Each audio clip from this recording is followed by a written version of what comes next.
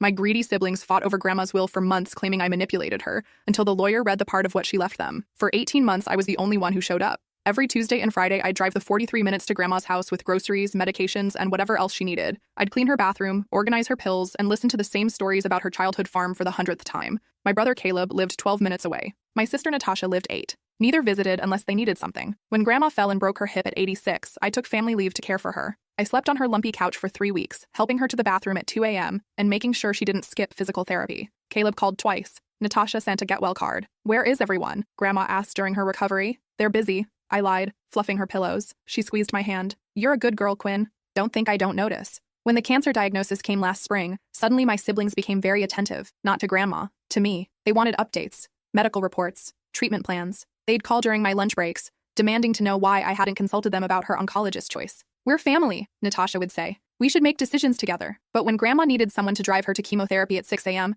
they were nowhere to be found. During her final month, Caleb visited twice, both times asking if she'd mentioned updating her will. Natasha brought flowers once, and spent the entire visit photographing herself holding Grandma's hand for her social media. "Look how devoted I am to my grandmother," her Instagram caption read. I wanted to vomit. Grandma passed on a quiet Thursday morning while I held her hand. She'd been unconscious for 2 days, but I kept talking to her anyway, reading her favorite poetry aloud. When her breathing stopped, I kissed her forehead and called the hospice nurse. Then I called my siblings. They arrived within an hour, faster than they'd moved in months. The fighting started immediately. "She should have gone to that specialist in Dallas," Caleb said, pacing her living room. "Quinn probably talked her out of aggressive treatment," Natasha added, eyeing Grandma's antique furniture like she was mentally cataloging it. I bit my tongue and started planning the funeral they should have been organizing together. The accusations began 3 days later. "You isolated her," Caleb accused during the wake, "turned her against us. You were controlling her finances," Natasha whispered loudly enough for half the funeral home to hear. Classic elder abuse. I stared at them in disbelief. "I was taking care of her while you two pretended she didn't exist." "That's manipulation," Caleb shot back. "Making yourself the only option, so she'd leave you everything." The will reading was scheduled for the following Tuesday. For 6 days, they called me repeatedly, demanding I admit to poisoning Grandma's mind against them. They threatened to contest whatever she'd left me. They even suggested getting the police involved. "She was probably senile," Natasha said during one particularly nasty voicemail. "No competent person would cut out their own grandchildren." I'd listened to enough. Tuesday arrived gray and drizzling. We gathered in Attorney Jameson's oak-paneled office, the tension so thick I could barely breathe. Caleb wore his most expensive suit. Natasha had hired her own lawyer just in case. Attorney Jameson cleared his throat and opened the document. The last will and testament of Dorothy Mae Whitmore, written in her own hand and witnessed by 2 independent parties on March 15th of this year. March 15th, 2 weeks before she died. 2 weeks after Caleb's last visit, asking about her will. "To my granddaughter Quinn, who has shown me more love and devotion than I ever deserved, I leave my house and all its contents, my savings accounts, investment portfolio, and the family farm in Nebraska." Caleb's face went purple. Natasha started to interrupt, but the lawyer held up his hand. "There's more. To my remaining grandchildren, Caleb and Natasha, who have shown me exactly who they are over these past years, I leave the following." The room went dead silent. "To Caleb, I leave you my medical bills, all $47,000 worth, the ones you never asked about while demanding updates on my assets. You'll find them neatly organized in the manila folder marked Caleb's Inheritance in my kitchen drawer." Caleb's lawyer leaned over and whispered something urgent in his ear. His face went from purple to ash gray. "To Natasha, I leave you my collection of every voicemail, text message, and social media post where you mention my money, my house, or my belongings. I had Quinn's friend in IT help me compile them. There are 47 audio files and 83 screenshots. You spoke about my death like you were planning a shopping spree." Natasha's mouth fell open, but Attorney Jameson wasn't finished. "Furthermore, I want it known that I was of completely sound mind when I wrote this will. I was examined by Dr. Patricia Vance on March 10th and declared mentally competent. The examination was recorded, and Dr. Vance will testify to my mental state if anyone contests this document." He looked directly at my siblings. Mrs. Whitmore also left detailed journals documenting every interaction with her grandchildren over the past 2 years. Every missed visit, every phone call asking about money, every excuse for not helping with her care. She documented every time Quinn showed up and every time the rest of you didn't. My heart was pounding. I'd known Grandma was sharp, but I hadn't realized she'd been documenting everything. "There's one final section," the lawyer continued. "A personal message from Mrs. Whitmore." He pulled out a sealed envelope marked with my name. "This is to be read aloud in the presence of all parties." My hands shook as I opened it. Grandma's familiar handwriting filled the page. "My darling Quinn," I read aloud, my voice breaking. "If you're reading this, then my other grandchildren are probably furious about what I've left them. Good. They deserve to be angry at themselves." I looked up. Caleb was staring at the floor. Natasha was crying, but not from grief. "For 2 years, I watched them circle like vultures while you sacrificed your time, your energy, and your own needs to care for me. When I was diagnosed with cancer, Caleb asked if I'd updated my will before asking how I was feeling. When I broke my hip, Natasha's first text was about whether I'd need to sell the house. The words hit the room like bombs. But you, my sweet girl, never asked for anything. You just showed up. Day after day, week after week. You held my hand through chemo. You slept on my terrible couch when I was scared. You made sure I took my medications and drove me to every appointment. You read to me when I couldn't sleep, and never once complained about my stories you'd heard 100 times. Tears were streaming down my face. I am leaving you everything, not because you manipulated me, but because you loved me. Real love doesn't have an agenda. Caleb and Natasha loved my money. You loved me. I set the letter down, unable to continue. Attorney Jameson cleared his throat. There is one more provision. Mrs. Whitmore established a $50,000 trust fund that will pay for ongoing care of her gravesite and an annual scholarship in her name for nursing students. She specifically noted that Caleb and Natasha are not eligible to be trustees or beneficiaries of this fund. The silence stretched for what felt like hours. Finally, Caleb found his voice. This is ridiculous. She was obviously coerced. Actually, Attorney Jameson said, pulling out another folder. Mrs. Whitmore anticipated that accusation. She had herself evaluated by 3 different doctors, including a psychiatrist specializing in elder care. All 3 confirmed her mental competency. She also had 2 sessions with a social worker to ensure she wasn't under duress. He spread the documents across his desk. She planned this very carefully. Mrs. Whitmore also recorded video testimonials explaining her reasoning, which she deposited in 3 separate bank safety deposit boxes. The recordings are dated and witnessed. Natasha's lawyer whispered something to her. She shook her head violently. I want to contest this, she said. There has to be a way. You're welcome to try, Attorney Jameson replied. But Mrs. Whitmore's documentation is extensive. She saved every receipt for Quinn's gas money, every medical appointment Quinn attended, every grocery bill Quinn paid. She even recorded phone conversations where you both asked about her finances. You can't record phone calls without consent, Caleb protested. Actually, in this state, only one party needs to consent to recording. Mrs. Whitmore consented to recording her own phone calls. I stared at the lawyer in amazement. Grandma had thought of everything. She also established that if anyone contests this, frivolously, they forfeit even what little she did leave them, and those assets transfer to Quinn as well. The room fell silent again. Natasha was the first to break. She stood up abruptly, knocking over her chair. This is insane. Completely insane. That manipulative old... I'd be very careful what you say next,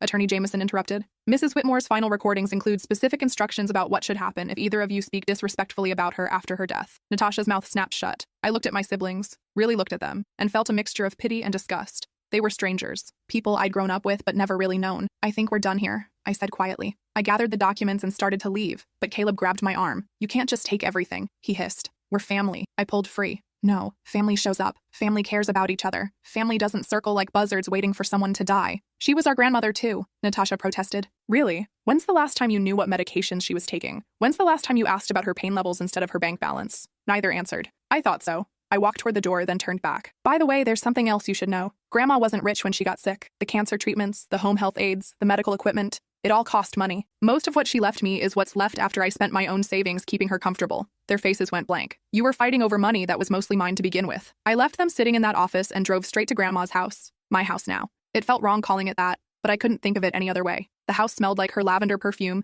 and the lemon oil she used on her furniture. I sat in her favorite chair and opened the letter she'd left me, reading the parts I'd been too emotional to finish. Quinn, I hope you don't feel guilty about inheriting everything. You earned it through love, not manipulation. The others will be angry, but that's their burden to carry, not yours. I've also left some things they don't know about. In my bedroom closet behind the Christmas decorations, you'll find a box marked for Quinn's future. Inside are some family heirlooms that belong to my grandmother, your great-great-grandmother. There's also a letter explaining the family history that they'll never appreciate, but you will. And in the garage, under the workbench, there's a coffee can with $8,000 in cash. I've been saving it for years from my grocery money. It's for your first vacation after all this is over. Somewhere warm where you can heal. I sat in that quiet house and cried for the first time since she died. Not from sadness, but from overwhelming gratitude. Even in death, she was still taking care of me. The next weeks were brutal. Caleb hired a lawyer to contest the will despite the warnings. They fought for 3 months, spending thousands on legal fees only to have the case dismissed. The judge reviewed Grandma's documentation and video testimonials, then told Caleb's lawyer that it was the most thorough and well-documented will he'd ever seen. Natasha tried a different approach. She launched a social media campaign claiming I'd stolen her inheritance.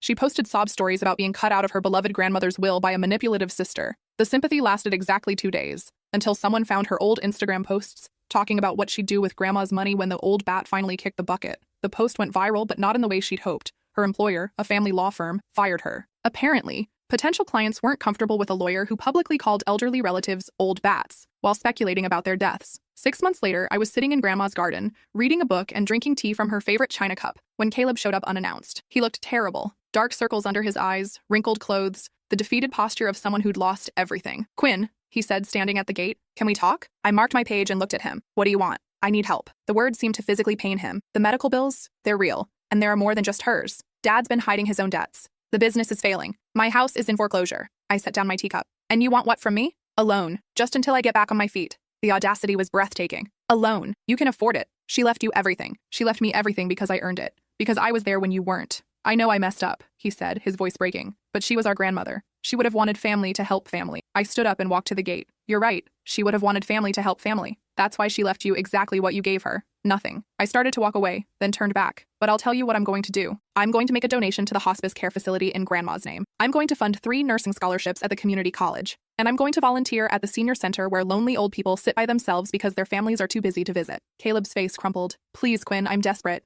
You should have thought about that when you spent 2 years asking about her money instead of asking how she was feeling. I walked back to my chair and picked up my book. The gate's over there. He stood there for another minute, maybe hoping I'd change my mind. When I didn't look up, he finally left. Natasha never came by. I heard through mutual friends that she'd moved back in with our parents after losing her job. She was working at a retail store and living paycheck to paycheck. Part of me felt bad for them, but a bigger part of me remembered all those nights I'd spent on Grandma's couch, listening to her labored breathing and wondering if she was going to make it through the night. All those mornings I'd arrived early to help her shower because she was too proud to ask the home health aide. All those doctor appointments where I'd taken notes and asked questions while they were nowhere to be found. A year later, I was cleaning out Grandma's attic when I found one more box she'd left for me. Inside was a handwritten journal dated just a month before she died. March 1st. Quinn stayed all night again because I was having trouble breathing. She slept in the chair next to my bed and held my hand when the pain got bad. I don't know what I did to deserve such love. March 5th. Caleb called to ask if I'd thought about selling the farm. Didn't ask how I was feeling after yesterday's chemo. Didn't ask if I needed anything. Just wanted to know about money. March 12th. Natasha posted another picture of herself online with some ridiculous caption about living her best life. Her grandmother is dying and she's taking selfies at expensive restaurants. March 18th. Quinn brought me soup and stayed to make sure I ate it. She has to work a double shift tomorrow but still drove over because I mentioned feeling weak. She thinks I don't notice how tired she is. But I see everything. March 25th. Final entry. I'm meeting with the lawyer tomorrow to update the will one last time. Quinn will be shocked by what I'm leaving her, but she shouldn't be. Love like hers deserves to be rewarded. As for the others, they'll get exactly what they've given me. I closed the journal and sat in the dusty attic, surrounded by the remnants of a life well lived. Photo albums, quilts she'd made by hand, letters from friends she'd outlived. This wasn't just an inheritance. It was a legacy of love. 2 years have passed now. I've renovated the farmhouse and turned part of it into a respite care facility for family caregivers. People can bring their elderly relatives for a day or weekend while they rest and recharge. It's fully funded by Grandma's investments, which I've managed carefully. Caleb lost his house but found work at a nonprofit. He sends me a Christmas card every year with a brief note apologizing and thanking me for not being vindictive. I send one back wishing him well. Natasha moved across the country and started over. She's apparently doing better, though we don't talk. Sometimes I wonder if Grandma knew what would happen to them, if she deliberately left them with just enough consequences to learn from their mistakes, but not enough to destroy them completely. But mostly, I just feel grateful. Grateful for the time we had together. Grateful for the lessons she taught me about real love versus conditional love. Grateful that she saw my devotion and made sure it didn't go unnoticed. Last week, I was watering her rose garden when a young woman knocked on my door. She introduced herself as Bethany, Caleb's daughter, my niece. She was 18 and starting college, hoping to become a nurse. I heard about the nursing scholarships, she said nervously, and I wanted to tell you about my dad. I invited her in for tea. He talks about you and great-grandma a lot, she said. About how wrong he was, how he took her for granted. He tells me to be like you when I grow up, to put people before money. My throat tightened. He's changed, Aunt Quinn. He volunteers at a nursing home now, every weekend. He reads to the patients and just sits with the ones who don't have visitors. She pulled out her phone and showed me a picture of Caleb sitting beside an elderly man holding his hand. He says it's what great-grandma would have wanted, and what you taught him by example. When Bethany left, I walked out to Grandma's grave. The headstone is simple but elegant, surrounded by the flowers she loved most. Your plan worked, I told her. Even from beyond the grave, you're still teaching people how to love better. A gentle breeze rustled the leaves above me, and for just a moment I could have sworn I smelled her lavender perfume. Some inheritances are measured in dollars. Others are measured in the kind of person you become. Grandma left me both.